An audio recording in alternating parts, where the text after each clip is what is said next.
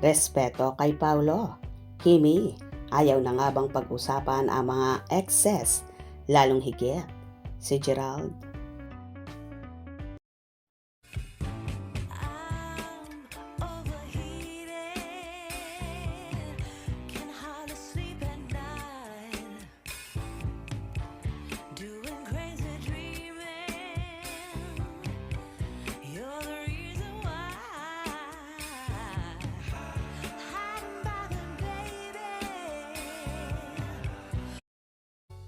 Tila ayaw na talagang pag-usapan or marinig pa ni Kim Chiu ang pangalan ng mga exes niya, lalong higit si Gerald Anderson. Sa naging opening ng kanyang House of Little Bunny branch sa Cebu City, may isang fanay ang bumili ng bag niya kung saan nagpaperma pa kay Chinita Princess. At dito nga ay nasambit ng fanay, "Day, idol ra ba? Jod kaayo, taka, bata pa ko. Giabsinan, gid, nako tong unang movie nyo ni Gerald." Sagot naman ni Kem, "Hoy, ngano, mag-speak man, og bad words. Bayod jod, ngapon kaayo ka, Kimi oy." Kung ita-translate ang naturang words na yon, dahil Bisaya nga ang ginamit ng fanay na ito, idol na idol daw niya si Kem. Simula nung bata pa siya, umabsent pa daw siya nung unang movie nila ni Gerald. Sagot ni Kim, "Hoy, bakit ka nagsasalita ng bad words?" At dahil nga sa salitang yon ni Kim, tila ayaw na nga pag-usapan pa si Gerald, kaya nakapagsabi ng bad words. Siyempre nga naman, bilang respeto na rin sa katambal niya ngayon at rumored boyfriend na si Paulo Avellino. Hindi pa man tahasang umaamin ang dalawa, pero sure ball na magkasintahan na sila.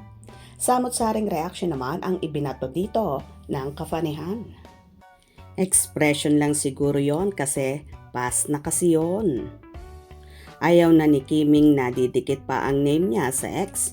Wag daw magsalita ng bad words. Hehehehe, gets nyo na, wag nang umepal pa. Wala na yang G na yan at ex na mga epal ang uso ngayon, Kim Pao. You are the best. Samantala, nagmistulang concert nga ang naging opening ni Kimi sa Cebu na dinumog talaga ng napakaraming fans. Parang fan meet and greet. Daming nagmamahal sa iyo, Kimi. God bless you. Congrats, Kimi, ang daming tao. Naubos na ang mga bag. Wow, Kim Pao. Love you both.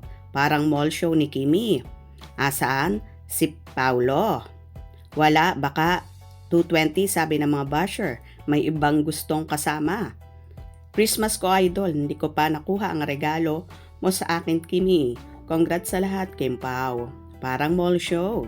Again, congrats, Kim. Sana marami pang business ang maisip mo bukod sa mga bags. More blessings, Kimi. Congrats, Kimi. Ang daming tao. Patunay lang na ang daming nagmamahal sa'yo. Wherever you are. Wow, daming tao, nakakalula. Waiting talaga ako ng concert ng Kim Pao next year para sa celebration nila ng 20th anniversary in showbiz. Tanong-tanong kayo, sino ba ang taga-video ni Kim? Di ba si Pao? Yay, mindset naman kayo. Ayaw ni Pao ng exposure. Si Kim lang ang gusto niya i-expose kasi si Kim ang bida dito sa kanya.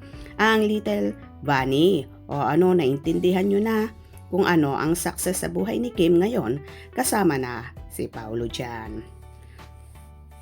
O diba, kaloka talaga at parang naging mall show or concert ang naturang grand opening ng House of Little Bunny Bag in Cebu. Congrats, Kim! Hope you enjoyed. Please subscribe for more info.